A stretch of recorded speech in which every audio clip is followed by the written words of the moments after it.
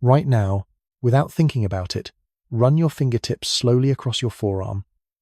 Feel that? Smooth skin, a little warmth, maybe some barely there fuzz if you look close enough. Now take those same fingers and run them through the hair on your head. Thick, dense, enough of it that you probably spent time this morning trying to make it do something specific. Here's what's strange about that. Here's what should make you stop and wonder about the body you've been living in your whole life without questioning. You are a mammal. You are a primate. You are genetically almost identical to a chimpanzee, close enough that we share about 98.8% of our DNA.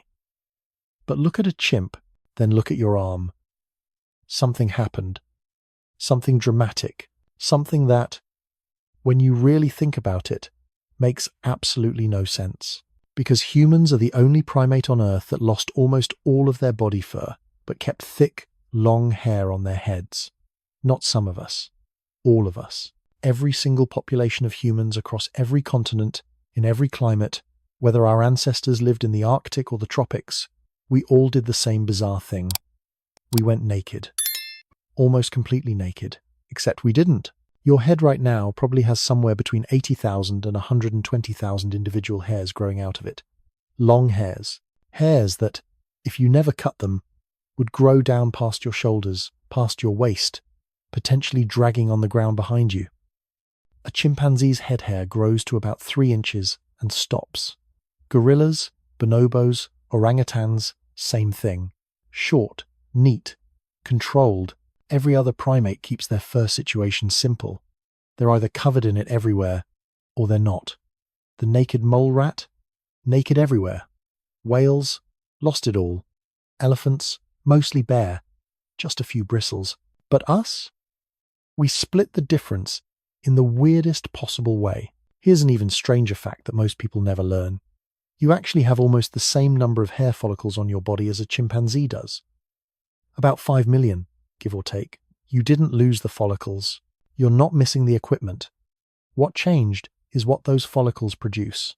On most of your body, they switched from making thick, visible, protective fur to making something called vellus hair. Tiny, almost invisible, practically useless little threads. But on your head, those follicles went the opposite direction. They started producing longer, thicker, stronger hair than any other ape species. They became overachievers. And that's not even the full picture of the weirdness, because you also kept thick, coarse hair in very specific other places. Your armpits, your pubic area. If you're a man, probably your chest and face. But your arms, your legs, your back, naked. Every other mammal on this planet either keeps fur for warmth, or loses fur for cooling, or keeps it for camouflage, or loses it because they live in water. There's always a pattern, there's always a logic, but humans looked at the whole system and said, actually, we're going to do something nobody else is doing. And somehow, that decision, that strange evolutionary path we took somewhere between 1 and 2 million years ago, turned us into the most successful large mammal on the planet. Your body is telling a 2 million-year-old story right now. Every single day. And you've probably never heard it. You've probably never stopped to wonder why you shiver when you're cold because you don't have fur, but you also sweat like no other animal alive. You've probably never asked why your head hair grows long enough to braid, but your arm hair stops at ½ an inch. There's an answer. Actually, there are several answers. And they're all connected to the strangest, most desperate, most brilliant survival story in human evolution. The story of how we became the naked ape, and why, even in our nakedness, we held on to hair like our lives depended on it. Because for a very long time, they did. I'm Mr. H, and you've found one of my sleep documentaries. These are designed to satisfy your curiosity and help you drift off at the same time. So if you're here to fall asleep, you're in exactly the right place. Get comfortable, maybe turn your screen brightness down or off completely. And if you want to be part of the late night community here, drop a comment and tell me where you are right now and what time it is where you're listening. I love seeing how far these voices travel in the dark. Now, let's go back, way back, to the moment everything changed. To understand why you're naked right now, we need to go to a place that doesn't exist anymore. East Africa. About 1.7 to 2 million years ago, before cities, before agriculture, before language as we know it, before humans were even really human yet. Picture this. There are forests. Thick, green, comfortable forests where your ancestors have lived for millions of years. Forests with shade, with fruit in the trees, with places to hide from predators. And your ancestors, they're not quite like you. They're called Australopithecines, and if you saw one walking toward you, you'd recognize them as related to you, but different. Smaller brains, longer arms, and covered, head to toe, in hair. Not thick fur like a gorilla, but enough hair that they don't look naked. They look like what they are. Apes who learn to walk upright, and they're comfortable. In the shade of those trees, with hair covering their skin, they regulate their temperature just fine. They're doing what primates do. Eating, socializing, staying out of the midday sun, but something is happening to their world. Something they can't control and probably don't even understand. The climate is changing. The East African Rift Valley, this massive geological scar running down the continent, is drying out. Slowly, over thousands and thousands of years. The forests are shrinking, fragmenting, turning into patches of green separated by wide-open grassland, savanna. And that savanna is hot, not warm, not pleasant. Hot in a way that makes survival a math problem. When the temperature in the open grassland hits 40 degrees Celsius, which is 104 Fahrenheit, and there's no shade for miles, and you're covered in hair, and you're trying to move fast enough to chase down an antelope or run away from a lion, your body has a problem, a fatal problem. Your ancestors had to make a choice. Actually, evolution made the choice for them. Stay in the shrinking forests and compete for limited resources, or move out into the open and figure out how to survive the heat. Some of them moved. And moving meant changing. There was a researcher named Dr. Peter Wheeler back in the 1990s who did something fascinating. He calculated what would happen if an early human, specifically Homo erectus, one of our direct ancestors, tried to run in the midday heat while still covered in fur. He looked at body size, metabolic rate, heat production from running, and the cooling capacity of a fur-covered body. The answer? They would overheat and collapse in about 10 to 20 minutes. 10 to 20 minutes. That's not enough time to chase anything. That's not enough time to escape anything. That's barely enough time to walk from one water source to another. Fur, which had protected primates for millions of years, had suddenly become a death sentence. So imagine being one of those early humans. You're standing at the edge of the forest, and you can see prey animals out there on the grassland. Antelope, zebra, they're fast. But they can't run forever. If you could just chase them long enough, they'd overheat before you did. If you could run for an hour, 2 hours, 3 hours in the middle of the day, when every other predator is resting in the shade, you could eat. You could survive. You could feed your family. But you can't. Because your fur is killing you unless you lose it. And some of them did. Through random genetic mutations, some individuals started producing thinner, shorter, less visible body hair. And those individuals, the ones who looked weird and naked and probably got stared at by their hairier cousins, those are the ones who survived. Because they could run longer. They could hunt in the heat. They could outlast the prey. But losing fur only solves half the problem.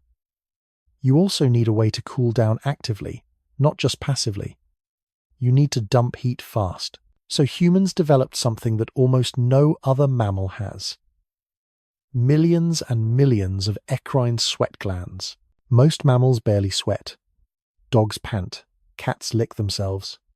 Chimpanzees have some sweat glands, but nothing like us. A chimp can produce a little moisture. A human can produce up to 3.7 liters of sweat per hour. Per hour. That's almost a gallon. You are a sweating machine. Right now, even if you're just sitting still, you have between 2 and 4 million sweat glands covering your body, waiting to activate the moment you get too warm. They're releasing water onto your naked skin, and as that water evaporates, It pulls heat away from your body. It's one of the most efficient cooling systems in the animal kingdom, and it only works if you're naked. Fur traps sweat. It holds it against the skin where it can't evaporate. It turns your natural cooling system into a wet blanket that makes you even hotter. So the fur had to go, and the sweat glands had to multiply, and together, those two changes turned humans into endurance hunting machines. There are still a few hunter-gatherer groups who practice persistence hunting today. The San people of the Kalahari, some groups in Mexico. They chase animals for hours in the heat of the day. Not fast, just steady. Jogging, tracking, pushing the animal to keep running until it physically cannot regulate its temperature anymore, and it collapses, and the human hunters, naked and sweating, are still going, still moving, still capable. A human in good shape can run for 3 to 6 hours in heat that would kill almost any other mammal our size. We are not the fastest. We are not the strongest. But we can keep going. We are the persistence predators of the primate world, and we paid for that ability with our fur. Think about what that must have felt like. The first generations of naked humans, they would have been cold at night. The temperature in the savannah drops fast after sunset. Without fur, they would have shivered. They would have huddled together for warmth. They probably started sleeping in groups, pressed close, sharing body heat. They would have gotten sunburned. Badly. Their newly exposed skin would have been pink and raw and painful until, over generations, their skin adapted by producing more melanin, darker skin, protective pigment. But that first generation, they suffered. They would have been bitten by insects, mosquitoes, flies, all the parasites that fur usually keeps at bay. Their skin would have been scratched by thorns, scraped by rocks, vulnerable to every sharp edge in their environment, and they probably looked ridiculous. Imagine being the first truly naked human in a world of hairy apes. Imagine the social cost of looking that different, that strange, but the ones who looked strange were the ones who survived. The ones who could hunt in the heat, the ones who could travel long distances across open ground without collapsing, the ones who could sweat and cool and keep moving, and slowly, over tens of thousands of years, nakedness stopped being a mutation and became the norm. It stopped being a weird defect and became the definition of human. Your smooth arms right now, the skin you've lived with your whole life, that's not the default state for a primate. That's the result of a desperate evolutionary gamble that happened to pay off. Your ancestors gave up their protection, their insulation, their covering, because the alternative was starvation. They traded comfort for endurance. They traded safety for survival. And you inherited that choice. Every time you sweat through your shirt on a hot day, every time you shiver when you forget a jacket, every time you feel the sun directly on your skin, you're experiencing the consequences of a decision your body made 2 million years ago. You're living in a cooling system that evolved for a lifestyle most of us don't practice anymore. We don't chase antelope across the savannah. We don't persistence hunt in the midday heat, but our bodies still think we might need to. Our bodies are still ready. 2 to 4 million sweat glands, just waiting. Naked skin, prepared to release heat at a moment's notice. You are built for a world that doesn't exist anymore. And yet, the design still works. It works so well that humans spread across the entire planet. From the African savanna to the Arctic tundra to the Pacific Islands. We lost our fur in the heat of Africa. And then we invented clothing and fire and shelter to survive everywhere else. We became the only mammal that needs technology to live in our own ancestral environment. And that need, that vulnerability, that nakedness, it changed everything about how we cooperate, how we share, how we take care of each other. Because a naked ape is a vulnerable ape. And vulnerable apes need each other to survive. But here's the thing. We didn't lose all our hair. We kept some. Very specific some. And the places we kept it, and the reasons why, that's where this story gets even more interesting. Because while your body was losing fur on your arms and legs and back, something else was happening on your head. Your head hair was getting longer. So here's where the story takes a turn that doesn't make sense at first. While evolution was stripping away body hair, turning our ancestors into these strange, exposed, vulnerable creatures, the hair on their heads was doing the exact opposite. It was growing longer, thicker, more robust than any other ape species. A chimpanzee's head hair grows to about 3 inches and stops, just stops, like there's a built-in limiter. Gorillas, same thing. Orangutans, bonobos, every other great ape has head hair that grows to a certain modest length and then quits. It's tidy. It's manageable. It doesn't get in the way. But human head hair? If you never cut it, never trimmed it, just let it grow from the day you were born, it could reach 3 feet long, 4 feet. Some people can grow it even longer. There are records of head hair reaching 6 or 7 feet in length. That's not a little evolutionary quirk. That's a completely different program running in those follicles. And this wasn't happening by accident. This was happening at the exact same time that body hair was disappearing, which means evolution was selecting for both changes simultaneously. Naked body, long head hair. Why? Let's start with the most important thing that was happening to humans during this period. Our brains were growing dramatically.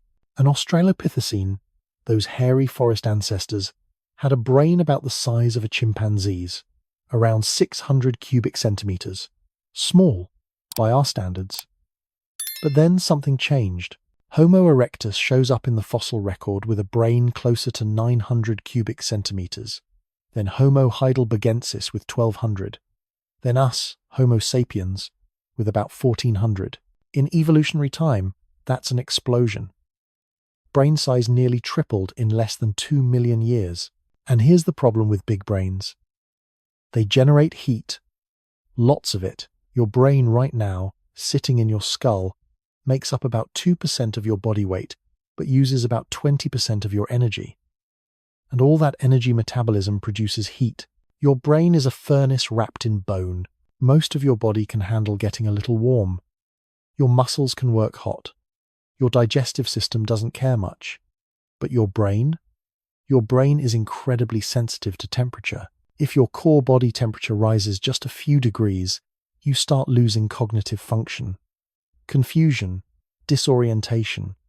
Push it a little further, and you're looking at seizures, brain damage, death. So evolution had a problem.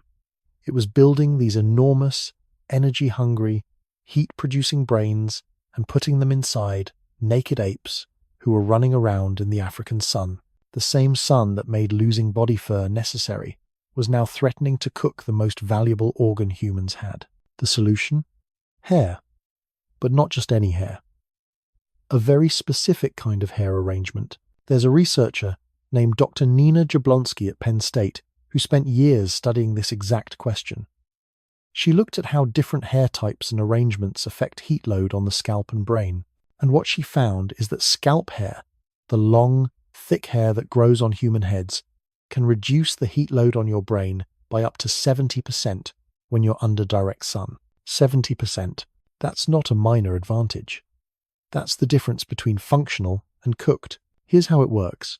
Hair on your head doesn't lie flat against your scalp like fur does. It stands up. It creates space, a layer of air between the hair and your skin, and that air layer acts like insulation. Not the kind that keeps heat in, like a winter coat, the kind that keeps heat out, like the air gap in a double-paned window. When the sun beats down on your head, it hits your hair first. The hair absorbs some of that radiation, reflects some of it, and the heat that does make it through has to cross that insulating air gap before it reaches your scalp. By the time it gets to your actual skin, the intensity is way down. Plus, because the hair isn't pressed flat, air can circulate through it. Breeze can move through. Sweat can evaporate from your scalp without being trapped. It's a brilliant design, passive cooling that doesn't require any energy from your body. It just works, automatically, as long as you have hair up there. And the longer the hair, the better the insulation. Within limits, of course. But there's a reason humans evolved the ability to grow genuinely long head hair. It wasn't fashion, it was physics. Now, you might be thinking, okay, that explains why we kept head hair, but why did it grow longer than other apes?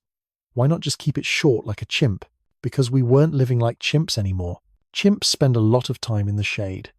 In trees, under canopy. Early humans were out in the open, walking upright, which meant the top of the head was constantly exposed to direct overhead sun in a way that a knuckle-walking ape's head isn't. When you're on all fours, your back takes most of the sun. When you're standing up, your head becomes the primary target. Upright posture plus open savanna plus bigger brain equals serious need for better head protection. But there's another layer to this. Another reason head hair became so important to humans. And this one is less about survival and more about communication. Long, healthy hair is expensive to grow. It requires protein, vitamins, consistent nutrition over months and years. If you're malnourished, your hair suffers. It becomes brittle, thin. It stops growing properly. You can see it. Anyone looking at you can see it, which means hair became a signal, a visible, honest signal of health and genetic quality. You can fake a lot of things, but you can't fake months of healthy hair growth if your body is struggling. Hair tells the truth about your recent history, and humans, being the intensely social species we are, started paying attention to that signal. Every human culture on Earth, every single one, values hair in some way. We style it, decorate it, worry about it. We've been doing this for as long as we can trace. Archaeological sites from thousands of years ago show combs, hair ornaments, evidence of deliberate hair care. This isn't vanity in the shallow sense. This is evolution using visible traits to communicate fitness. Hair became part of mate selection, part of social status, part of identity, and the psychological weight of that hasn't gone away. Hair loss causes genuine distress across every culture studied, not because people are superficial, but because we're wired, deep in our evolutionary programming, to treat hair as important, as meaningful, as connected to health and vitality and worthiness. Your hair right now, whatever length it is, whatever condition it's in, is carrying out a function that's millions of years old. And it's communicating, to anyone who looks at you, something about your health and your genetics and your story. Even if you shave your head completely, the fact that you have the follicles, the fact that the hair would grow long if you let it, that's human. That's part of what makes you part of this species. And here's something I find genuinely beautiful about this. Your hair grows about 6 inches a year on average, which means if you have shoulder-length hair, you're looking at about 3 years of growth. 3 years of your body steadily, patiently, building these protein strands. 3 years of your nutrition, your stress levels, your health, all recorded in the structure of those fibers. Hair is a timeline.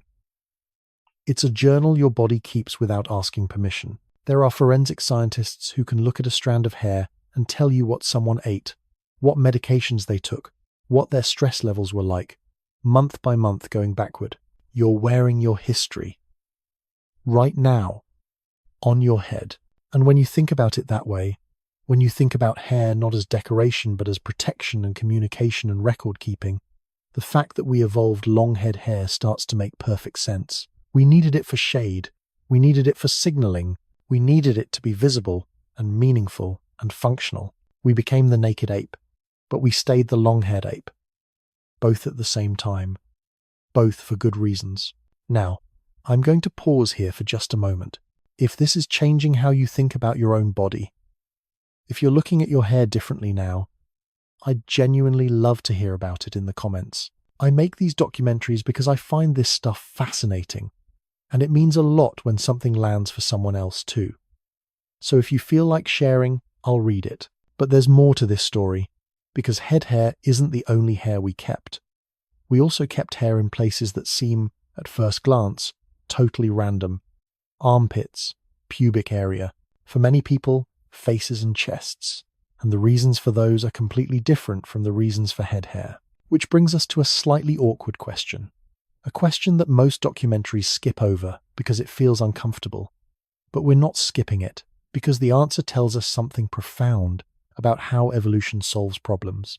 The question is this: if nakedness was about cooling down, if losing fur was about dumping heat as efficiently as possible, then why on earth did we keep thick, coarse hair in our armpits and around our genitals? Those are areas where you'd think cooling would be especially important. Those are areas with lots of blood flow. So why the hair? Turns out, evolution had a completely different plan for those patches. It had to do with something humans were starting to rely on more and more as our brains grew and our social groups got bigger. Communication. But not with words. With chemistry. Let's talk about the hair nobody really wants to discuss in polite company.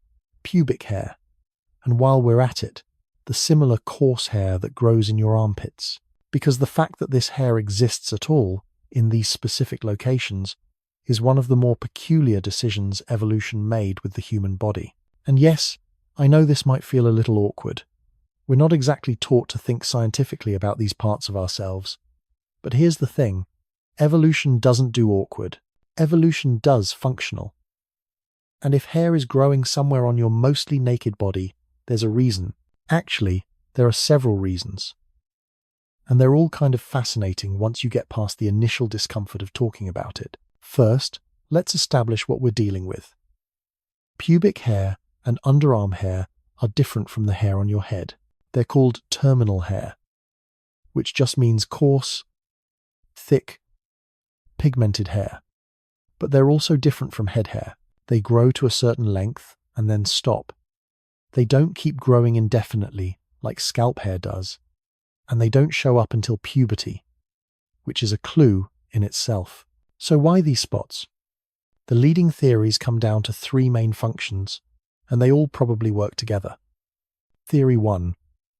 Scent dispersal. Your armpits and your groin have a very high concentration of a specific type of sweat gland called apocrine glands. These are different from the eccrine glands that cover most of your body. Eccrine glands produce watery sweat that's mostly for cooling. Apocrine glands produce a thicker, oilier secretion that's loaded with proteins and lipids. And here's the interesting part. When apocrine sweat first comes out of your skin, it doesn't smell like anything. It's actually odorless. The smell comes later. When bacteria living on your skin and in your hair start breaking down those proteins and lipids, the bacteria metabolize the compounds and release different chemicals as waste products.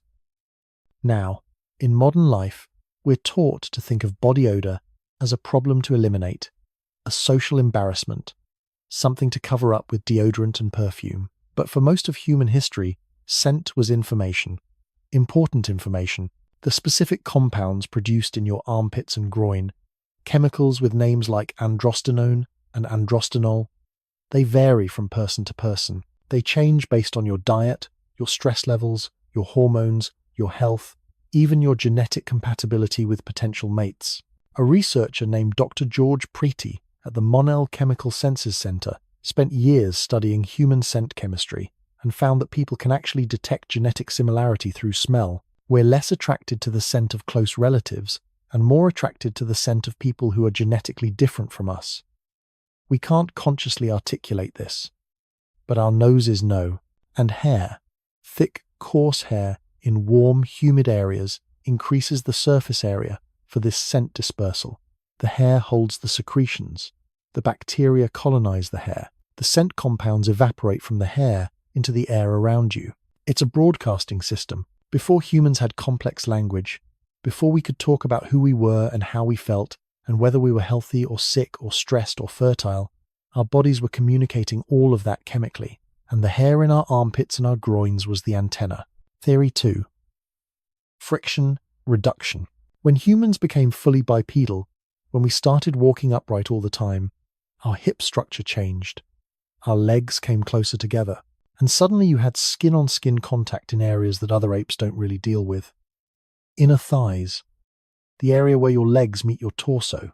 Skin rubbing directly against skin, especially when you're walking long distances, especially when you're sweating, creates friction. Chafing, raw spots.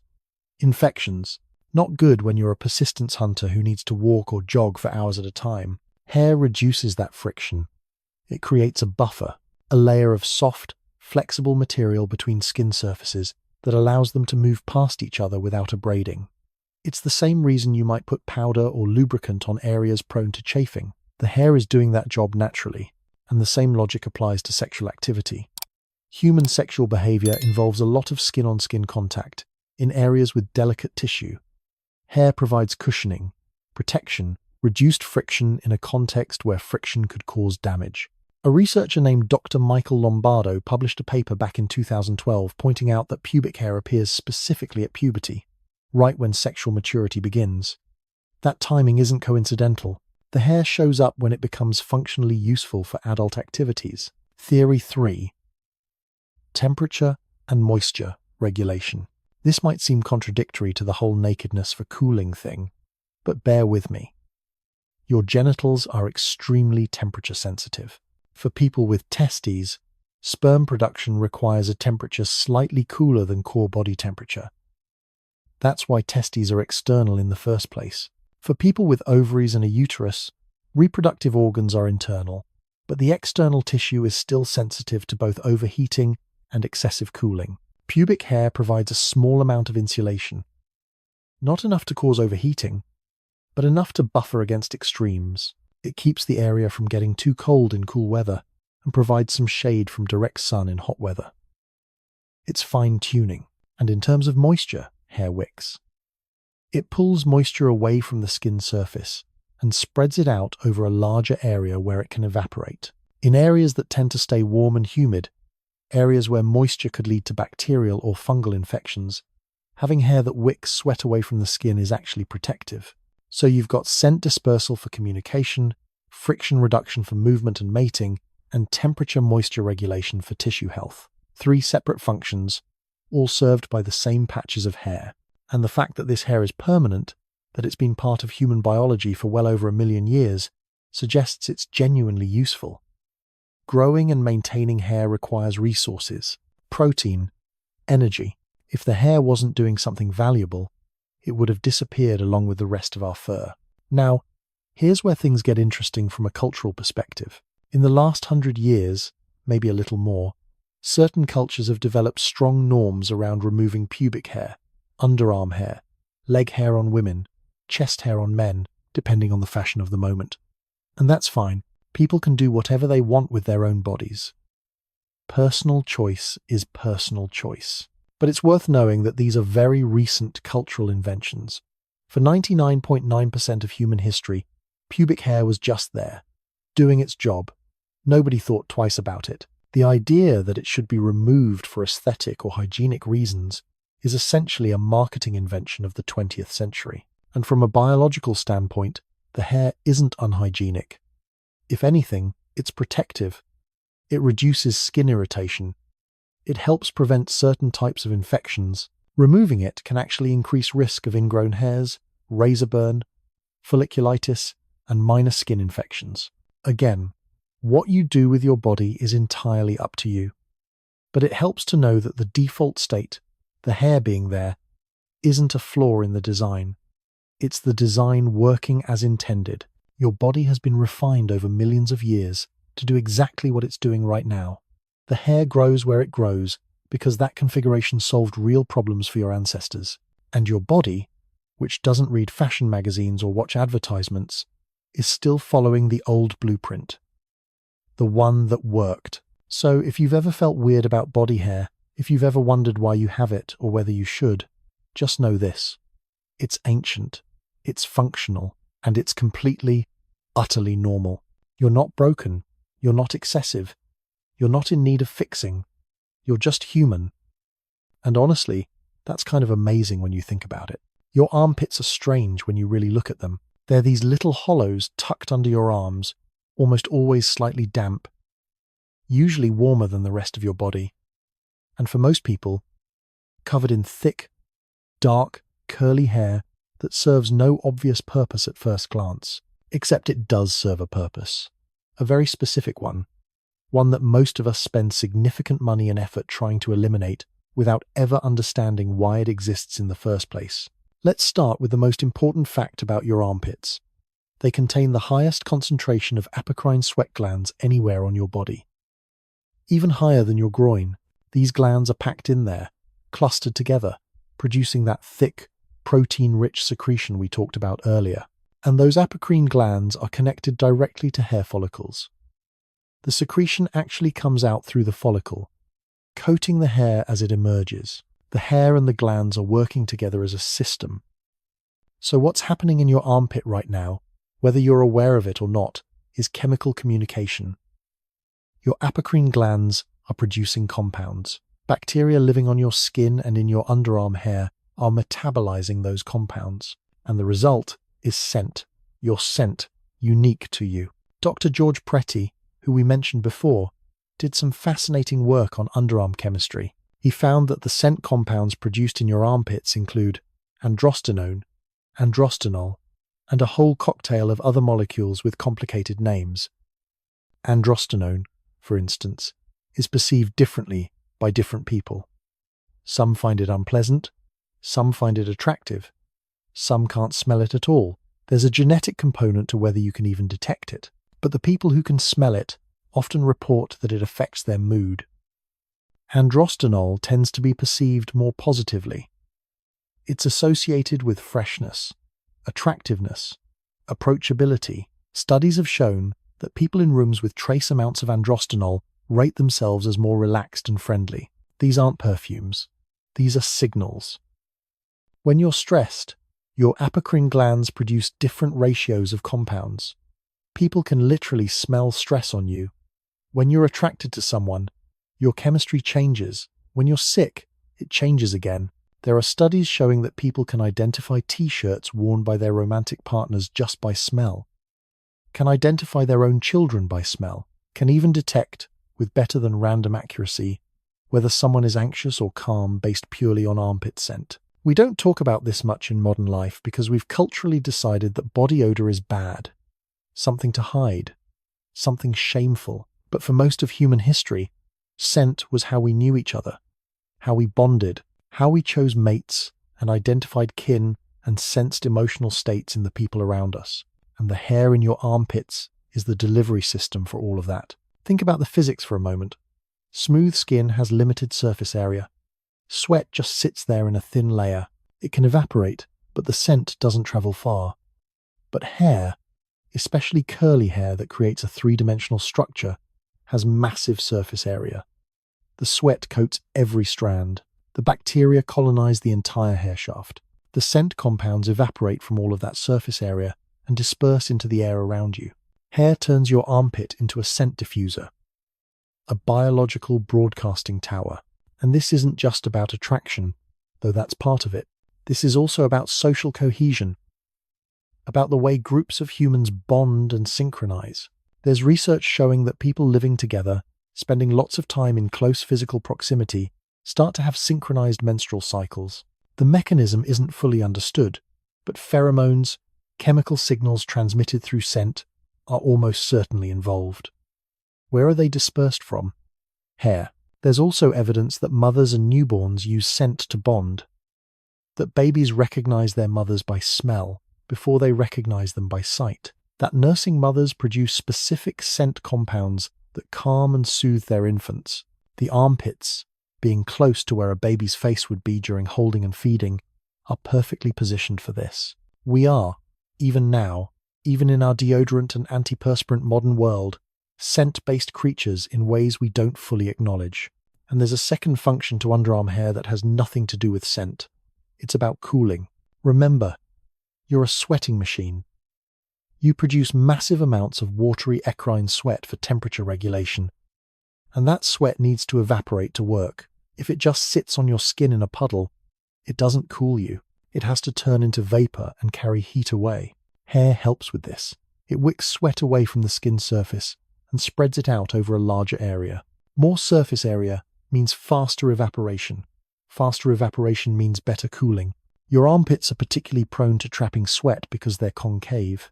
They're hollows. When you put your arms down at your sides, you create a sealed, humid microenvironment where sweat can pool and not evaporate efficiently. The hair helps counteract that. It pulls the moisture out into the air where it can actually do its job. There are societies where people don't use deodorant or antiperspirant at all, where underarm hair is completely normal and unremarkable. And in those societies, people don't walk around smelling terrible. They just smell like people, because the hair is doing what it's supposed to do. Dispersing scent, yes, but also managing moisture and temperature in a way that keeps the area relatively healthy and functional. The Western obsession with removing underarm hair and blocking underarm sweat is less than 100 years old. It was largely created by advertising in the early 20th century. Razor companies wanted to sell more razors. Deodorant companies wanted to sell more deodorant, so they invented the idea that underarm hair on women was unfeminine and that underarm scent on anyone was socially unacceptable. And it worked incredibly well, to the point where most people today think of underarm hair as optional at best and gross at worst. But your body doesn't know about fashion trends. Your body is still running the original program, the one where underarm hair serves multiple important functions, and removing it is, from a biological perspective, kind of odd. Again, do what you want with your own body. Shave. Don't shave. Whatever makes you comfortable. But maybe it helps to know that the hair isn't a mistake. It's not your body failing to be smooth and perfect. It's your body doing exactly what 2 million years of evolution designed it to do. You have underarm hair for the same reason you have head hair. Because your ancestors who had it survived better than your ancestors who didn't. Because it solved real problems in real environments. And those problems, the need to communicate chemically, the need to manage heat and moisture in a naked body. We've just invented cultural workarounds. Deodorant instead of scent. Air conditioning instead of natural cooling. But the design is still there. Still functional. Your armpits are telling a story. The same story as the rest of your strange, naked, selectively hairy body. The story of an ape that gave up its fur and had to get creative about the pieces it kept. And somehow, against all odds, the creativity worked. If you look at human hair across different populations, across different parts of the world, what you find is almost overwhelming variation. More variation than you see in almost any other human trait. Hair that's pinned straight and thick as wire. Hair that coils so tightly it forms dense clouds. Hair that waves gently. Hair that's jet black, golden blonde, deep red, every shade of brown. Hair that's coarse, fine, silky, wiry, and all of it is human. All of it is normal. All of it tells a story about where someone's ancestors lived and what their environment demanded. Because here's what's beautiful about this. Humans spread out across the entire planet, from equatorial Africa to the Arctic Circle, from tropical islands to high-altitude deserts, and everywhere we went, our hair adapted. Not enough to make us different species, but enough to fine-tune the protection our hair provides based on local conditions. Let's start with the most obvious variation: hair texture. If your family ancestry traces back to East Asia, China, Japan, Korea, Mongolia, your hair is likely straight, very straight, and thick. Individual strands of East Asian hair average about 80 to 90 microns in diameter. For comparison, a human hair is often used as a metaphor for something incredibly thin, but East Asian hair is actually relatively thick as hair goes. And if you look at a cross-section of a straight hair strand under a microscope, it's almost perfectly circular, round. That shape, combined with the thickness, makes the hair strong, resistant to breaking, and the way round hairs grow out of the scalp, they tend to stand up slightly, creating good air circulation close to the head. East Asian populations also tend to have fewer total hairs on their scalp than other groups, around 100,000 to 110,000 individual hairs. But because each hair is thicker, the total coverage is excellent. And here's an interesting detail. Straight hair reflects light more uniformly than curly hair. It tends to look shinier. That's not a value judgment. It's just physics. The smooth surface bounces light back consistently. Now, if your ancestry traces back to sub-Saharan Africa, your hair is likely very different. What's sometimes called kinky or afro-textured hair. And this hair has a completely different structure and purpose. African hair strands average about 60 to 70 microns in diameter, thinner than East Asian hair. And if you look at a cross-section, instead of being round, it's elliptical, oval-shaped, flattened. That shape is what causes the curl. The hair grows out of the follicle and immediately starts to spiral because of the asymmetric structure. And the curl isn't random. It's functional. Incredibly functional. Dr. Nina Jablonski, who we mentioned earlier, did extensive research on this. She looked at how different hair textures protect the scalp from heat and UV radiation, and what she found is that tightly coiled hair creates the best sun protection of any natural human hair type. Here's why. When hair is tightly coiled, it doesn't lie flat against the scalp. It stands up. It creates a large air pocket, sometimes an inch or more of space, between the outer surface of the hair and the skin of the scalp. The sun hits the outer layer of hair, and the heat has to cross a significant gap of air before it reaches your actual head. In equatorial Africa, where humans evolved, where the sun is directly overhead for much of the year, where UV radiation is intense and relentless, this matters enormously. Tightly coiled hair can reduce the amount of heat reaching the scalp by up to 60% compared to straight hair lying flat. It's one of the most elegant adaptations in the human body. Hair that literally stands up to create shade for your brain. African populations also tend to have slightly fewer scalp hairs than East Asian populations, around 90,000 individual hairs. But because of the way the hair coils and creates volume, the coverage looks dense, protective, and then there's everyone else.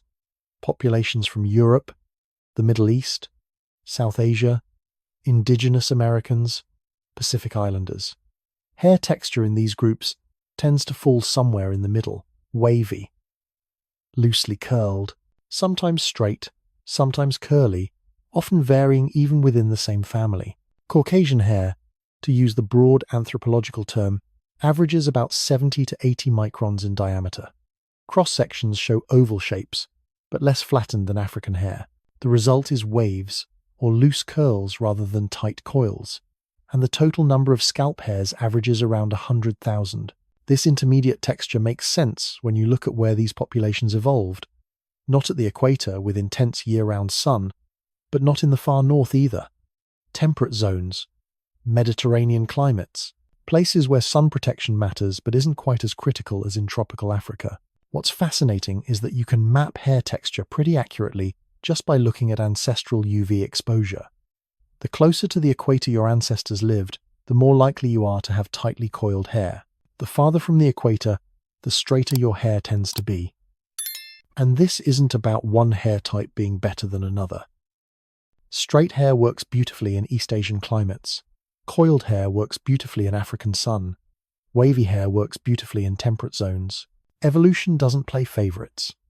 It just solves problems. Now let's talk about body hair, because that varies globally too. Populations whose ancestors lived in northern climates, Scandinavia, Northern Europe, tend to have slightly more body hair than populations from tropical regions. Not dramatically more. Remember, all humans are relatively hairless compared to other apes.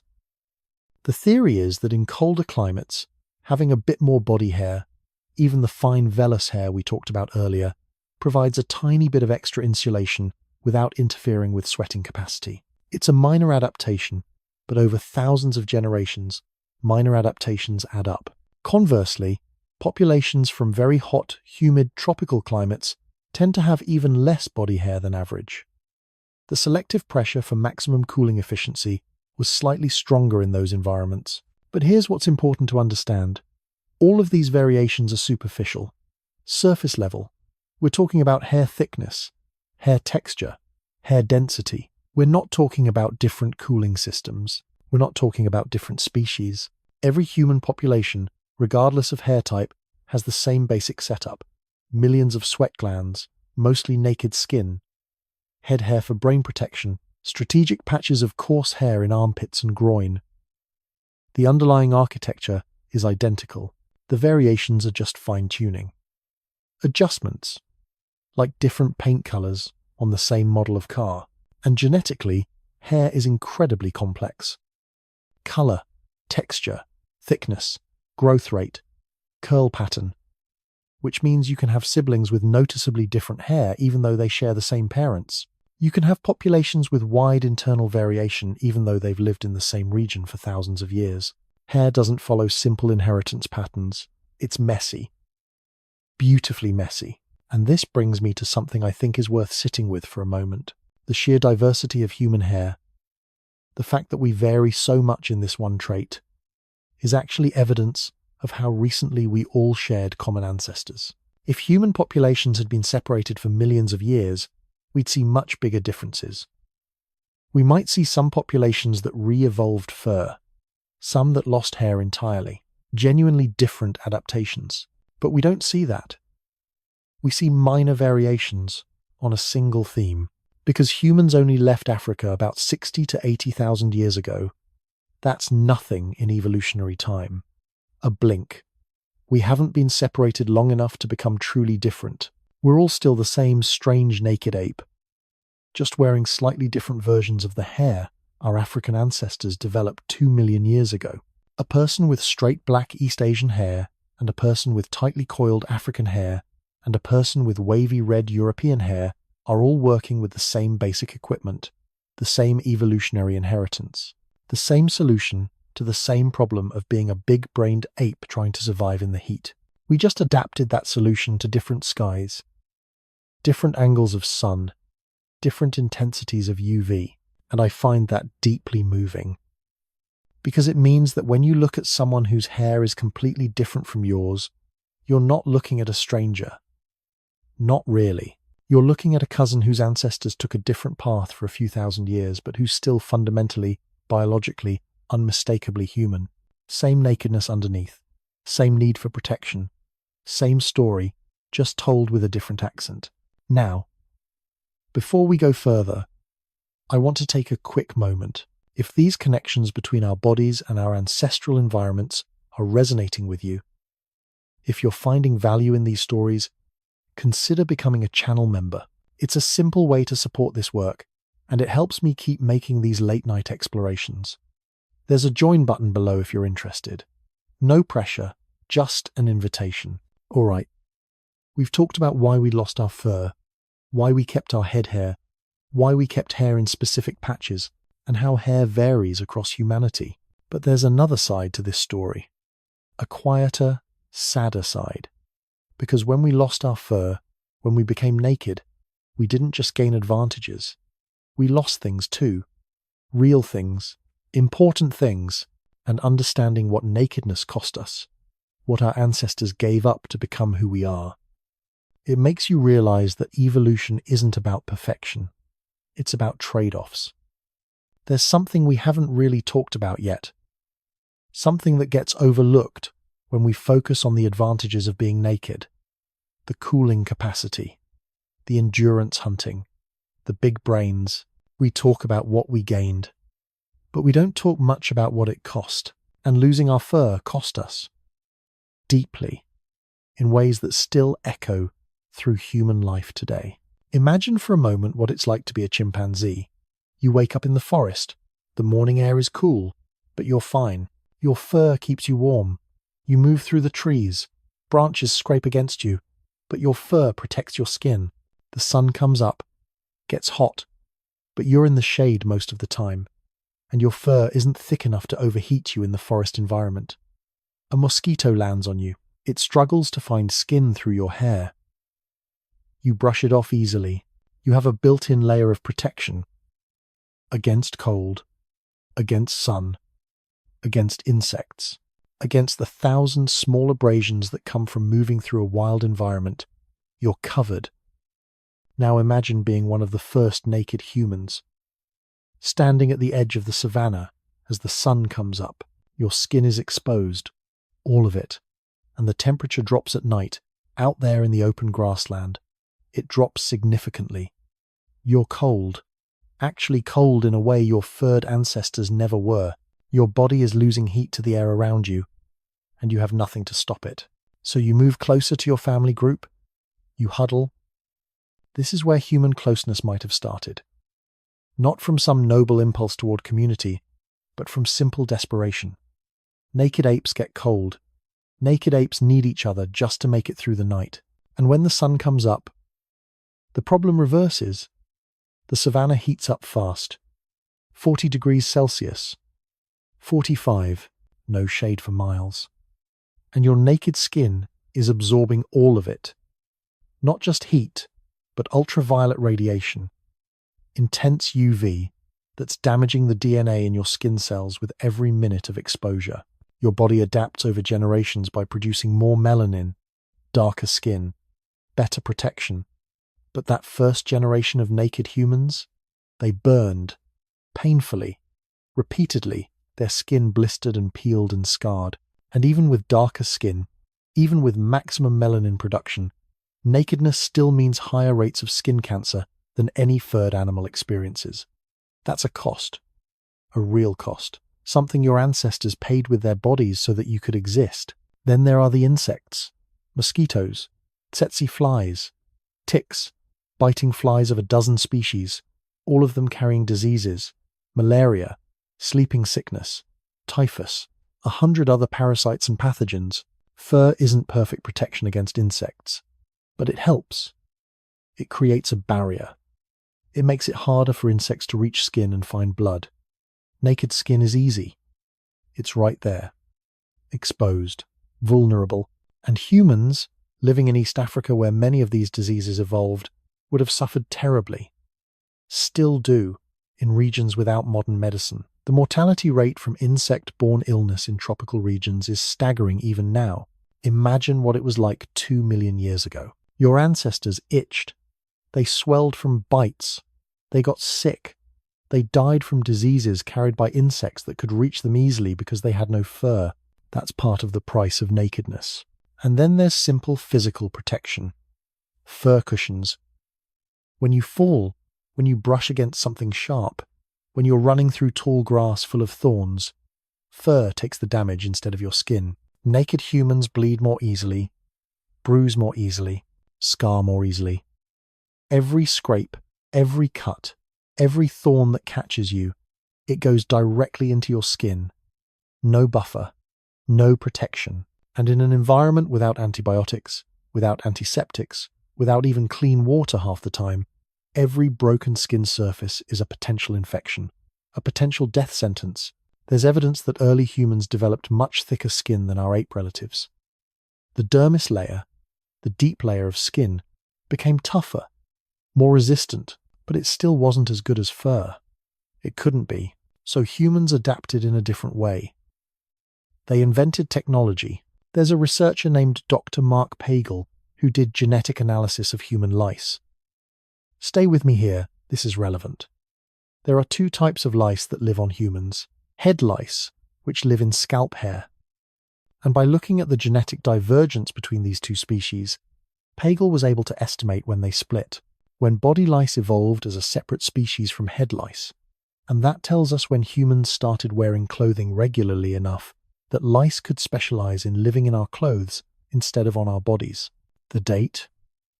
About 170,000 years ago, which means humans were walking around naked, without clothing, for well over 1 million years after we lost our fur.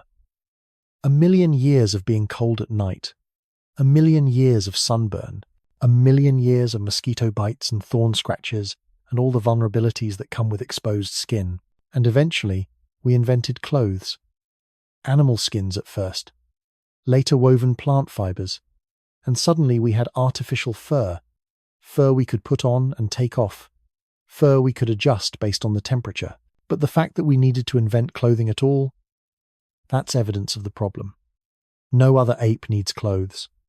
Chimpanzees don't get cold in the forest. Gorillas don't need sun protection in the mountains. They have fur. It works. We gave that up. And we've been compensating ever since. The same thing happened with fire. There's evidence of controlled fire use going back about 1.5 million years. Not just opportunistic use of wildfires, but deliberately maintained fires, hearths, careful preservation of coals. Why? Because naked apes get cold, and fire creates warmth. An artificial sun that burns through the night. Other animals don't need fire. They have fur. They can sleep in the open and be fine.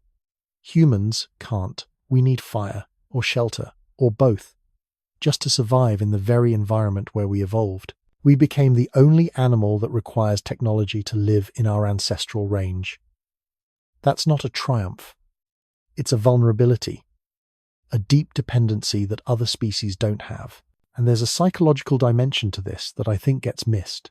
Modern humans, all of us, have a relationship with nakedness that's complicated, fraught. We feel exposed when we're naked, vulnerable, Many people are uncomfortable being seen without clothes, even in private. Other apes don't feel this way. A chimpanzee isn't self-conscious about its body. It doesn't feel a need to cover up. Because for a chimpanzee, naked is normal. Naked is safe. But for humans, nakedness became associated with vulnerability, with cold and exposure and danger. We've spent hundreds of thousands of years covering ourselves, protecting ourselves, hiding our skin from the elements and from each other. And that psychological need, that feeling that we're incomplete without clothing, that's an echo of a very old trauma. The trauma of being the ape that lost its protection and had to learn to survive anyway. We invented culture, at least in part, because our bodies couldn't protect us anymore. Think about that. Think about the fact that humans have elaborate social rituals around clothing, around modesty, around what can be shown and what must be hidden. Think about the fact that every human culture, every single one, has some form of clothing or body decoration. That's not arbitrary. That's not random cultural variation. That's a species-wide response to the vulnerability of nakedness. We cover ourselves because we remember, somewhere deep in our evolutionary memory, what it felt like to be exposed. And maybe the reason we huddle together, the reason we build communities and form bonds and create these elaborate social structures, maybe part of that is because we needed each other to survive the cold nights. We needed to press close, to share warmth, to protect each other from the dangers our individual bodies couldn't handle alone. Nakedness made us fragile, and fragility made us social, made us cooperative, made us dependent on each other in ways that other apes aren't. A lone chimpanzee can survive. It's not ideal, but it's possible. A lone human, naked in the ancestral environment, without tools or fire or clothing, dead in days. We need each other. Not metaphorically, literally. Our bodies aren't designed to make it alone, and I think there's something almost beautiful in that. Something profound. We lost our protection, our natural covering, our built-in armor against the world. And in losing it, we became the most cooperative, most socially complex, most interdependent species on the planet. We replaced fur with culture. We replaced individual resilience with collective strength. We became fragile together, and that fragility forced us to become kind, to share, to care for each other, because a naked ape that doesn't help other naked apes doesn't survive long enough to have descendants. Your body right now, smooth and exposed and vulnerable, is a reminder of that ancient need. You're not designed to be alone. You're designed to be part of something bigger, a group, a community, a network of care. And yes, you've probably got clothes on right now.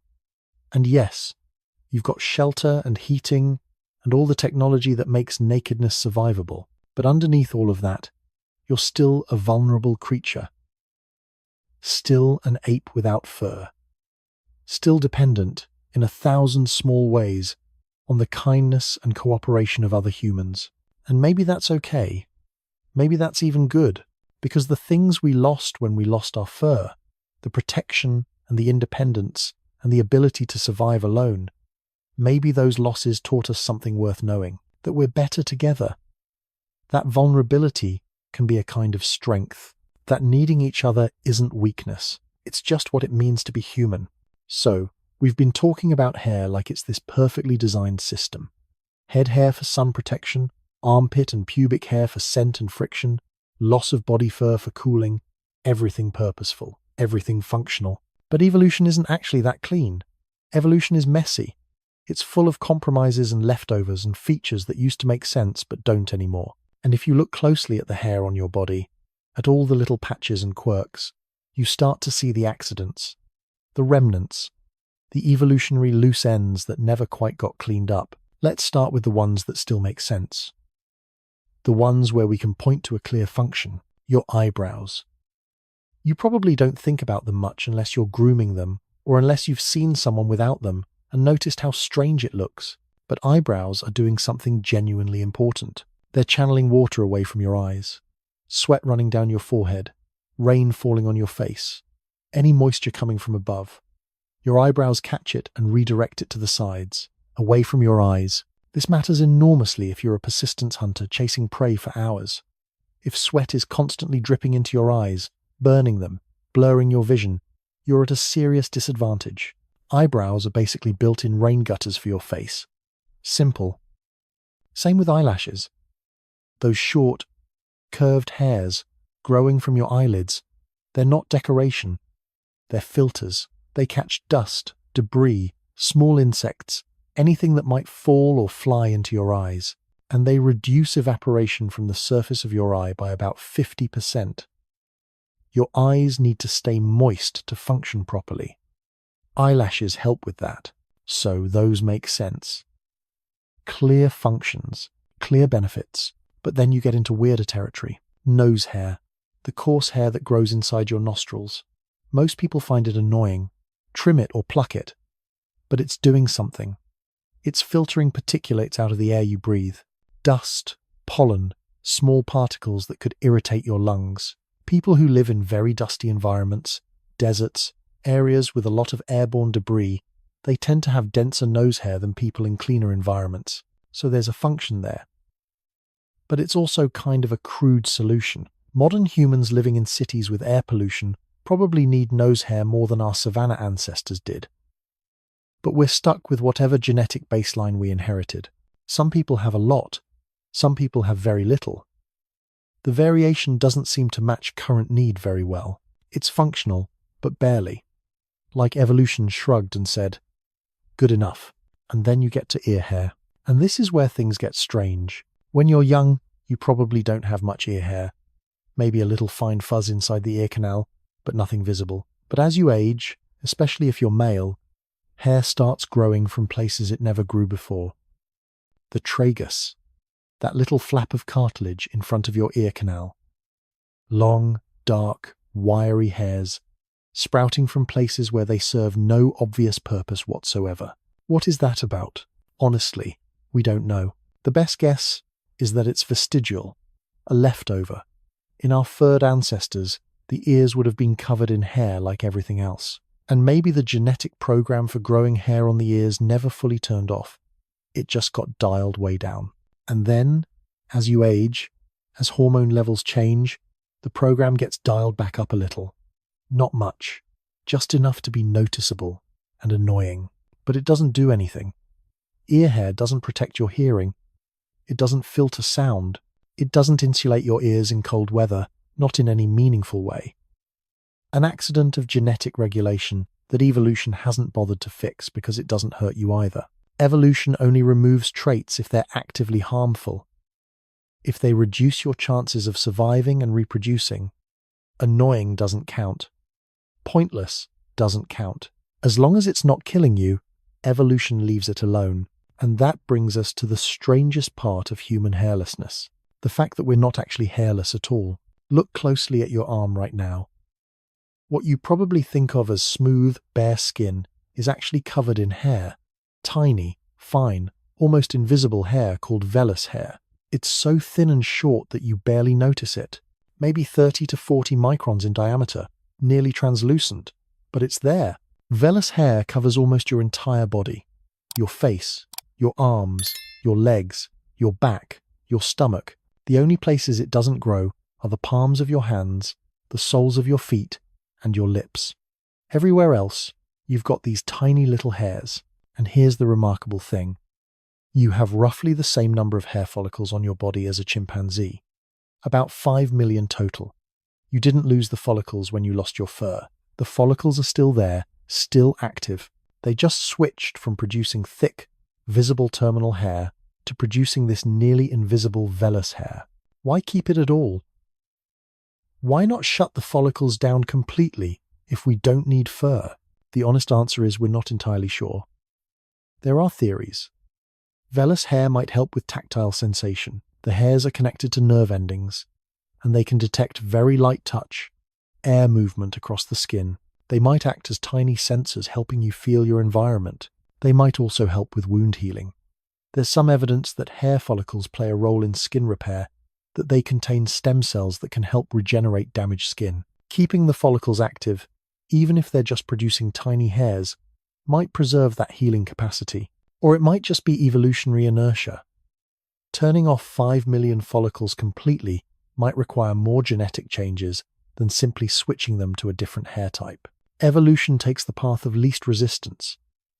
If vellus hair isn't causing problems, why bother eliminating it entirely? So we're left with this strange in-between state.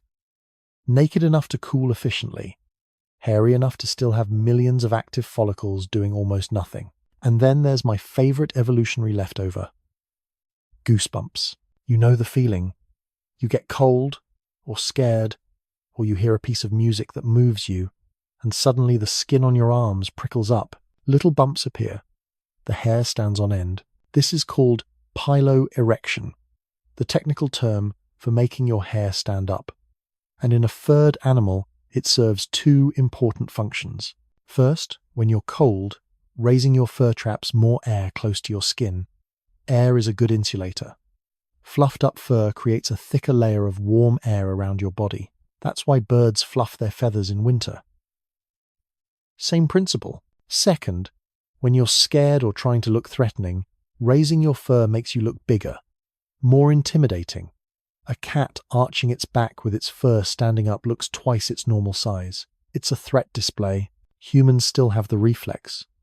We still get goosebumps, but it doesn't do anything. Your tiny vellus hairs stand up, but they're too short and too sparse to trap air or make you look bigger. The reflex triggers. The muscles at the base of each hair follicle contract. The hair stands up, and nothing happens. It's completely useless. A ghost of a function that used to matter. Your body remembering a time when you had fur worth raising, and yet we still do it. Still get goosebumps when we're moved or frightened or cold, because evolution doesn't clean up perfectly. It leaves traces, echoes, little reminders of what we used to be. There's something oddly touching about that, I think. The fact that your body still tries to fluff up fur you don't have anymore, still goes through the motions of a defense mechanism that stopped working a million years ago. It's like your body is haunted. Haunted by the ape you used to be. And in a way, that's what all of these little quirks are. Ear hair that serves no purpose. Vellus hair that barely exists. Goosebumps that don't protect you. They're all monuments. Tiny biological monuments to the journey your species has been on. You're not a finished product. You're not a perfected design. You're a work in progress that's been under construction for millions of years. Still full of scaffolding and leftover materials and features that were installed for a building that doesn't exist anymore. Your body is a museum of everything you've been, everything your ancestors were, covered in small, strange, beautiful reminders that evolution is not about perfection. It's about survival. It's about good enough. It's about carrying forward whatever works and dragging along some things that don't work but don't hurt enough to bother removing. And when you think about it that way, when you see your body not as a machine but as a living history, all of these odd little hairs and quirks and reflexes start to feel less like flaws and more like stories. Your eyebrows tell the story of running in the heat. Your goosebumps tell the story of having fur. Your vellus hair tells the story of the long, slow transition from ape to human. The transition that's still not quite complete. You are covered in ghosts, in echoes, in the biological handwriting of every ancestor who survived long enough to pass their genes forward. And that includes all the weird parts, all the parts that don't make sense anymore, all the parts that used to do something important and now just exist because they're not causing enough trouble to justify the effort of removing them. You're a beautiful mess, an elegant accident, a collection of solutions to problems you don't have anymore, combined with solutions to problems you still face, all wrapped up in skin that's mostly naked but not entirely. And somehow, impossibly, it all works. You're alive, covered in the evidence of millions of years of trial and error. And every little hair, even the pointless ones, is part of that evidence, part of your story. We need to talk about something that might seem superficial at first, but really isn't. The way humans feel about hair, the emotional weight we attach to it, the cultural meaning we pour into it. Because if you step back and look at the facts, it's kind of absurd. We're a species that lost 90% of our fur. We're mostly naked. And yet the small amount of hair we have left, particularly the hair on our heads, carries more psychological and social significance than almost any other physical trait. People build entire identities around their hair, spend hours styling it, hundreds or thousands of dollars maintaining it. And when hair starts to thin or fall out, it can cause genuine psychological distress, real grief, a sense of loss that affects self-esteem, confidence, how people see themselves in the world. Why? Why does hair matter so much to us? The answer goes back further than you might think, further than modern beauty standards or advertising or fashion. It goes back to the beginning, to the moment hair became one of the few visible, manipulable features on an otherwise naked body. Archaeological evidence shows that humans have been deliberately styling and decorating hair for at least 5,000 years, probably much longer. We've found combs made of bone and ivory at ancient sites, elaborate hairstyles preserved in Egyptian tomb paintings, Viking hair beads, Celtic braids depicted in sculpture, Maori top knots, Japanese geisha styles, elaborate African braiding patterns that encode tribal identity, age, marital status, social position. Every culture, everywhere, across all of human history, has had some relationship with hair, some way of using it to communicate. And that makes sense when you think about it. In a world before clothing was universal, before people had many possessions, hair was one of the only things you could change about your appearance. You couldn't change your height, you couldn't change your bone structure, but you could cut your hair, braid it, tie it up, let it grow, shave it off. Hair became a canvas, a way to signal who you were, what group you belonged to, what stage of life you were in. And because hair grows continuously, because it requires ongoing care and maintenance, healthy hair became an honest signal. You can't fake months of good nutrition. You can't fake the shine and strength that comes from a body that's well-fed and healthy. Hair tells the truth about your recent past in a way that's visible to everyone who looks at you. There's research showing that humans make judgments about other people based on hair in less than 500 milliseconds. Before you've even consciously registered what you're looking at, your brain has already processed someone's hair and drawn conclusions about their age, health, social status, even personality. That's not learned behavior. That's too fast, too automatic. That's something deeper, something evolutionary, and it starts young. Children as young as 3 or 4 years old show preferences for certain hairstyles. They notice when someone's hair changes. They use hair as part of how they categorize and understand people around them. Hair matters to us because it's always mattered to us. For as long as we've been human, now, different cultures have different rules about hair. What's considered appropriate for men versus women? What styles signal maturity versus youth? What hair practices are sacred versus forbidden? And those rules vary wildly across time and place. In some cultures, long hair on men is associated with strength and virility. In others, it's seen as inappropriate or effeminate. In some traditions, women cover their hair after marriage. In others, elaborate hair display is part of courtship. Some cultures mark mourning by cutting hair. Others mark mourning by letting it grow untended. None of these rules are universal.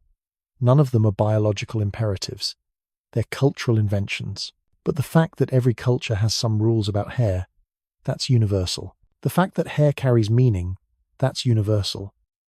The specific meanings change, but the importance of hair itself doesn't. And here's where it gets psychologically interesting. Hair loss, thinning hair, baldness. In virtually every culture studied, hair loss is associated with decreased self-esteem. People who experience significant hair loss report feeling less attractive, less confident, older than their years. This is true across cultures, across genders, across different standards of beauty. A researcher named Dr. Ralph Trube published studies in 2010 showing that hair loss affects quality of life measures in ways comparable to chronic illness. People report social anxiety, avoidance of situations where their hair might be noticed, a sense of losing part of their identity, and the response is often, well, it's just hair. It's superficial. It shouldn't matter that much. But it does matter, because for hundreds of thousands of years, Hair has been tied to health, youth, vitality, social belonging. They're not going away just because modern culture tells us appearance shouldn't matter. Your feelings about your hair, whatever they are, aren't shallow. They're ancestral. And there's a particular kind of grief that comes with hair loss that I think deserves recognition. Because you're not just losing hair, you're losing a form of self-expression that's been available to humans since before we had language. You're losing a visible marker of health that your body has been maintaining your entire life. You're losing a connection to something deeply, anciently human. That's real. That's worth acknowledging. At the same time, and this is important, hair is not who you are. The cultural weight we put on hair, the beauty standards, the rules about what hair should look like, those are constructions, collective agreements that we can choose to participate in or not. But the underlying human impulse, the one that says hair matters, that one is harder to shake because it's older than culture. It's written into the way we see each other, and maybe that's okay. Maybe it's okay to care about hair, to feel emotions about it, to treat it as significant even while understanding that it's just protein strands growing from your scalp. Because the thing is, nothing about being human is just anything. Everything we do, everything we feel, everything we attach meaning to, it all comes from somewhere. It all has roots. Your hair right now, whatever it looks like, is connected to millions of years of human history. To sun protection on the savannah, to sexual selection, to cultural identity, to personal expression, to visible markers of health and time. When you look in the mirror and see your hair, you're seeing a lot more than you think you are. You're seeing the legacy of ancestors who needed that hair to survive. You're seeing a feature that's been socially significant for all of human history. You're seeing a living record of the last few months or years of your life, encoded in the length and quality of those strands. And if your hair is thinning, if it's changing in ways you didn't choose, you're seeing time. You're seeing your body aging, shifting, following genetic programs that you have no control over. And that can be hard. It can feel like loss, but you're also seeing something that's completely normal, completely human. Hair changes over a lifetime. It grays. It thins. Sometimes it falls out. That's part of the design, part of the process. And the person you are, the consciousness looking out through your eyes, that's not in your hair. That's not determined by how much of it you have or what it looks like. Your hair tells a story. A beautiful, complex, meaningful story. But it's not the only story. It's not even the most important story. The most important story is the one you're living right now. The one where you're here, aware, thinking, feeling, connected to billions of years of life on this planet, and to every human who's ever wondered about their own reflection. And that story doesn't require any particular hairstyle. It just requires you. However your hair looks tonight, wherever you are, whatever you're feeling about it, you're okay. Strange and naked and covered in evolutionary compromises and cultural meanings and personal history. And that's beautiful. All of it. Even the parts you wish were different. Let's do something different now. Let's stop talking about the past for a moment. Stop talking about evolution and ancestors and what happened 2 million years ago. Let's talk about right now, this moment. Your body, the one you're in as you're listening to this. Because everything we've been discussing, all of this history, all of these adaptations and compromises and evolutionary accidents, they're not abstract. They're not theoretical. They're happening in your body right now. This second, so just for a moment, bring your awareness to yourself, to the physical reality of being in a body. Your body, the strange, naked, selectively hairy body that you've been carrying around your entire life. Start with your arms. However you're positioned right now, sitting or lying down, notice your arms. Run your attention down from your shoulders to your fingertips. It's smooth, isn't it? Mostly bare, maybe some fine hair if you look closely. Nothing like the covering other mammals have. That's 2 million years of adaptation you're feeling. The choice your ancestors made to shed their protection in exchange for the ability to cool down, to sweat, to run in the heat. Your arms right now are designed for endurance, for persistence, for long-distance movement in a climate that doesn't exist in your life anymore. But the design is still there, still functional, still waiting. Now notice the temperature. Is the room you're in cool or warm? Can you feel air touching your skin, moving across it? Your body is tracking that constantly without you having to think about it. You have thermoreceptors in your skin sending information to your brain about the temperature around you, and your brain is making tiny adjustments, opening or closing blood vessels near the surface, preparing sweat glands to activate if you get too warm. Right now, this moment, you have 2 to 4 million sweat glands distributed across your body. Most of them are quiet, resting, but they're ready. If your core temperature rises even a fraction of a degree, they'll start working, releasing moisture onto your skin, cooling you through evaporation. You don't have to tell them to do this. You don't have to remember. Your body knows. It's been doing this since before you were born, since before your species had language. Now bring your attention to your head, to your scalp. Can you feel your hair? Maybe touching your neck, your ears, your forehead, or maybe you keep it short, or maybe you don't have much anymore. Whatever the case, notice what's there. That hair, or the follicles that used to produce it, or the follicles that are producing it right now, they're protecting your brain. Your skull is absorbing less solar radiation because of that hair. Your brain is staying cooler. Even if you can't feel it happening, it's happening. And right now, at this very moment, some of those hairs are growing. About 90% of your scalp hair follicles are in active growth phase. They're building protein strands, slowly, steadily, pushing them up through your skin at a rate of about 1/2 inch per month. You can't feel it, but it's happening. Your body is building, maintaining, continuing the work it's been doing for millions of years. Now notice your breathing. The air moving in and out of your nose. As you breathe in, air passes through nose hairs. Those short, coarse hairs you probably never think about. They're filtering, catching particles, dust, pollen, small debris, protecting your lungs from things that don't belong there. And your eyelashes, right now, are doing the same thing for your eyes, catching dust before it can fall onto the surface of your eye, reducing evaporation, keeping your eyes moist and protected. These are small things, tiny functions, but they're happening continuously. Your body taking care of you without asking for permission or recognition. Now, if you're comfortable doing this, bring your awareness to the hair under your arms, in your groin, the patches of coarse hair that we talked about earlier. Even if you remove this hair regularly, the follicles are still there, still active. And if you haven't removed it recently, it's there now, doing its job, managing moisture, wicking sweat away from skin, creating surface area for the bacteria that produce your unique scent.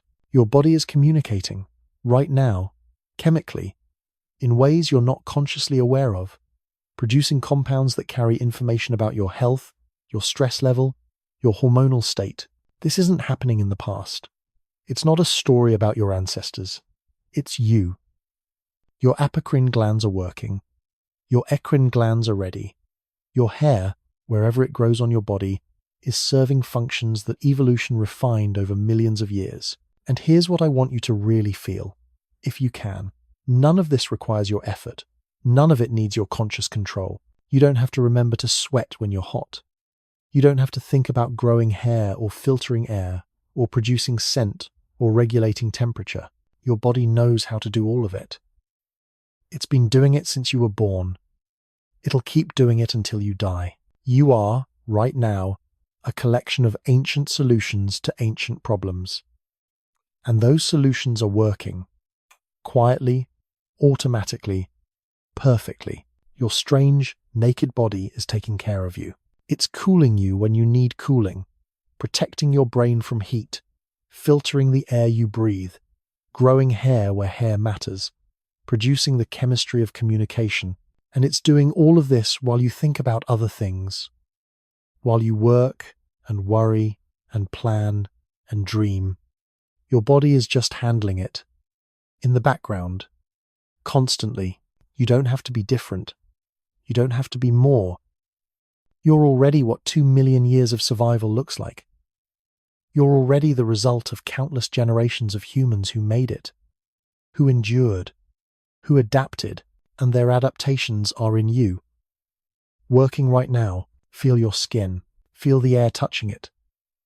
Feel the warmth or coolness of the surface you're resting on. That's your naked skin. The skin that lost its fur so you could run in the heat, so you could sweat, so you could develop the biggest, most complex brain of any ape. And it's sensitive. You can feel texture, temperature, pressure, pain, pleasure, all because your skin is exposed, uncovered, directly interfacing with the world around you. That sensitivity, that vulnerability, it's not a flaw, it's part of the design.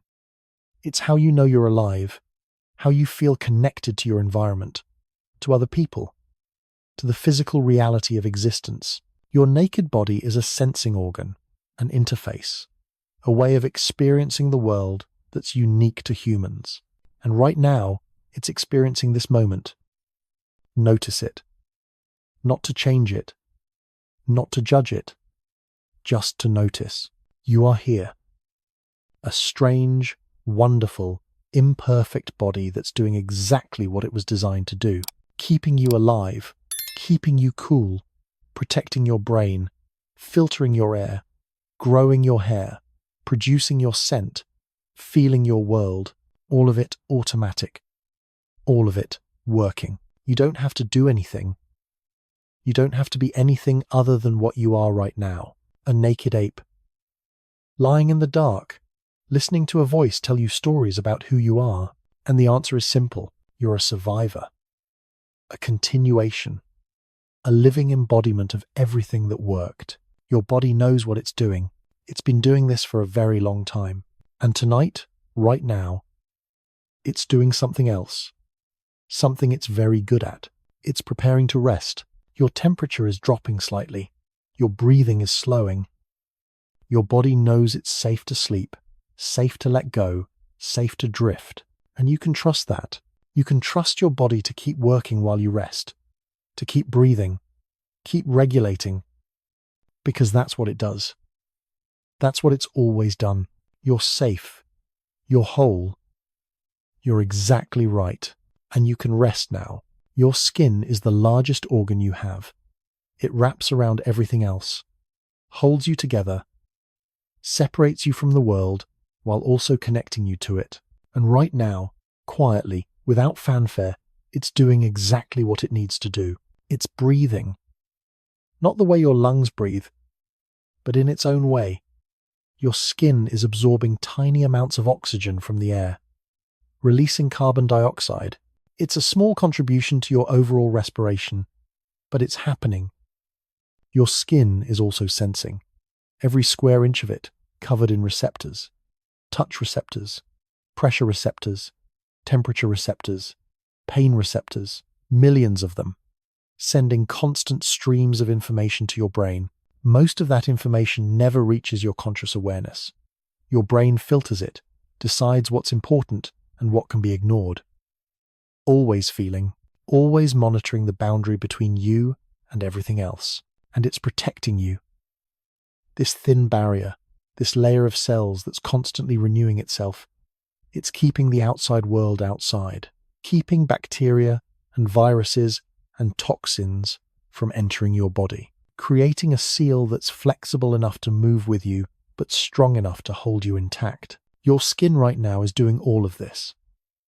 Without praise, without recognition, without needing you to understand or appreciate the work, it just does it. Because that's what skin does. That's what your skin has been doing since you were born. Think about that for a moment. The same skin that's covering you right now, it's been with you your whole life. Not the same cells, of course. Skin cells die and shed and get replaced every few weeks, but the same organ, the same continuous surface. Your skin has been there for every moment of your life.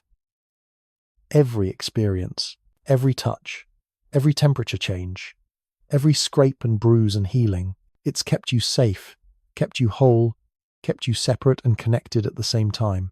And it's still doing that work right now. In the quiet. In the dark.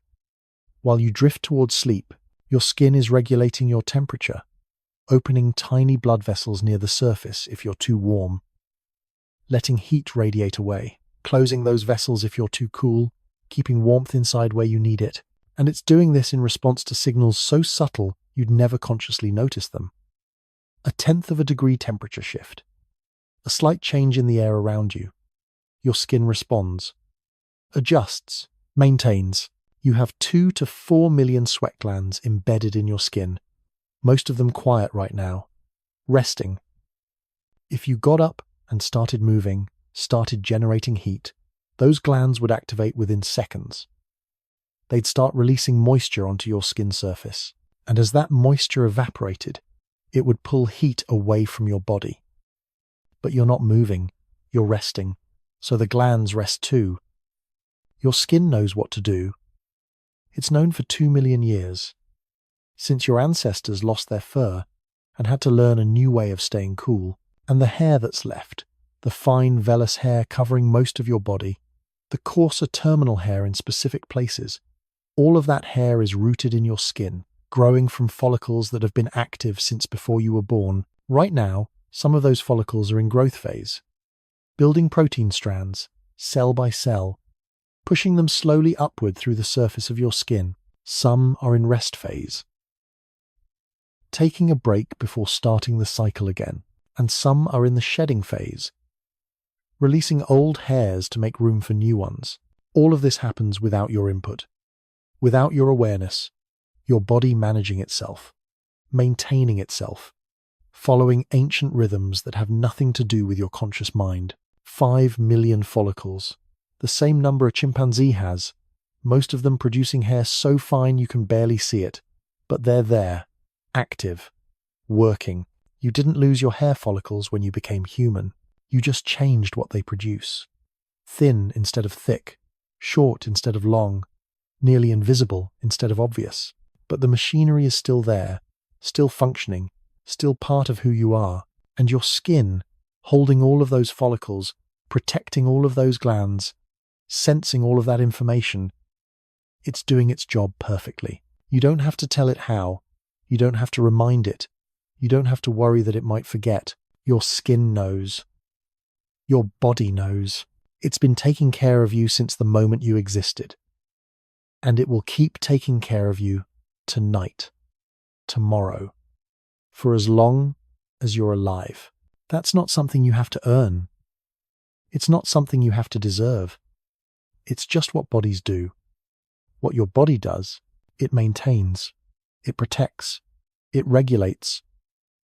And right now, in this moment, it's allowing you to rest. Your muscles are releasing tension. Your breathing is slowing. Your heart rate is dropping. Your body is shifting into rest mode because rest is safe. Rest is needed. Rest is what comes naturally when the day is done. Feel the surface beneath you. Whatever you're lying on or sitting against, feel the pressure, the support, the way your body settles into it. That sensation, that pressure against your skin, that's information. Your skin is telling your brain that you're supported, that you're not falling, that you're safe, and your brain is listening. Your brain is processing that information and deciding that it's okay to let go, okay to relax, okay to drift. Your naked skin, the skin that lost its fur covering 2 million years ago, it's still sensitive enough to feel support, to feel safety, to feel the difference between danger and rest. And right now, it's feeling rest. The temperature around you is comfortable. The air is still. The pressure is even and supportive. Everything your skin is telling your brain says the same thing. You're safe. You're whole. You're exactly where you need to be. And you can believe that. You can trust it because your skin doesn't lie. Your body doesn't lie.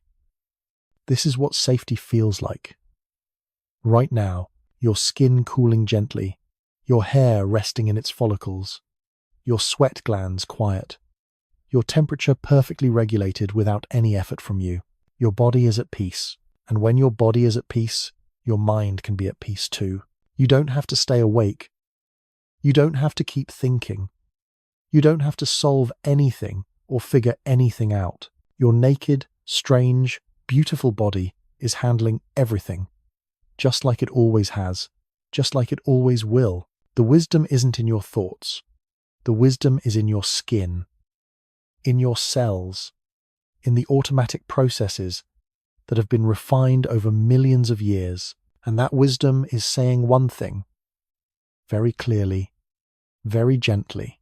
You can rest now. You've done enough. You've learned enough. You've been awake long enough. Your body knows how to sleep. It knows how to restore. All you have to do is let go. Feel your skin. Feel your breathing. Feel the quiet work your body is doing without asking for anything in return. And when you're ready, when your body decides it's time, you can drift into quiet, into darkness. Your skin will keep sensing. Your heart will keep beating. Everything will keep working. You're safe. You're whole. You can sleep now. You've been listening for a while now, learning about your body, about hair and skin and the strange evolutionary path that brought you here. And maybe some of it surprised you. Maybe some of it made you see yourself differently, made you notice things you'd stopped noticing a long time ago. The smoothness of your arms, the hair on your head, the way your body cools itself without asking permission, all of it part of a story that's 2 million years old, a story of survival, of naked apes figuring out how to live in a world that wasn't designed for nakedness. And you're the result of that story, the continuation of it. Every cell in your body carrying forward the solutions your ancestors found. Your strange body, your naked skin, your selective patches of hair, all of it exactly right, exactly as it should be. You don't need to be different. You don't need to be more covered or less covered or anything other than what you already are. You're a human being, and human beings are supposed to look like this. Mostly naked, strategically hairy, capable of sweating in amounts that would embarrass any other primate, vulnerable to cold and sun and insects, dependent on each other, dependent on tools and fire and shelter, fragile in some ways, incredibly resilient in others. And tonight, right now, you don't have to be resilient. You don't have to endure anything. You don't have to survive. You just have to rest. Your body has been working all day, regulating temperature, filtering air, growing hair, producing sweat, sensing the world, keeping you safe, and it's tired, not broken, not failing. So let it rest. Let your muscles soften. Let your breathing slow. Let your mind stop trying to understand, or remember, or plan. Everything you needed to know, you know now. Everything you needed to learn, you've learned. Your body is a miracle, an unlikely collection of compromises and adaptations that somehow works. That keeps you alive, that lets you move through the world and feel it and be part of it.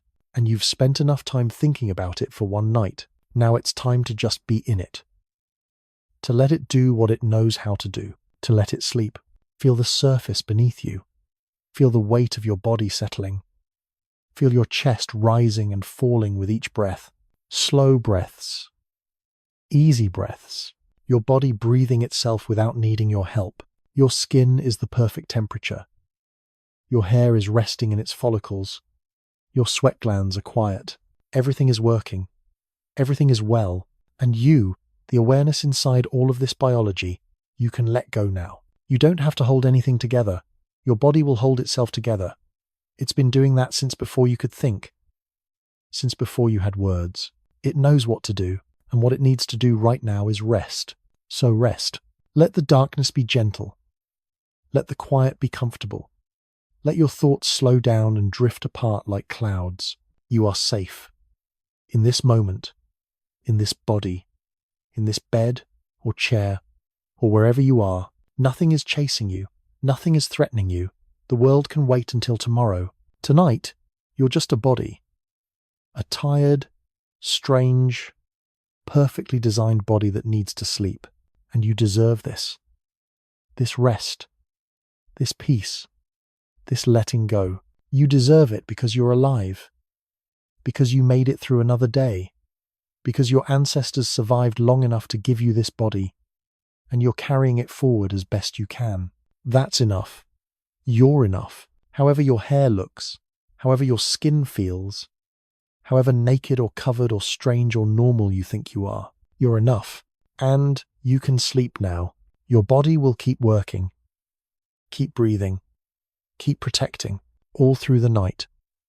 All through the quiet hours until morning. You're safe. You're whole. You can rest. Good night.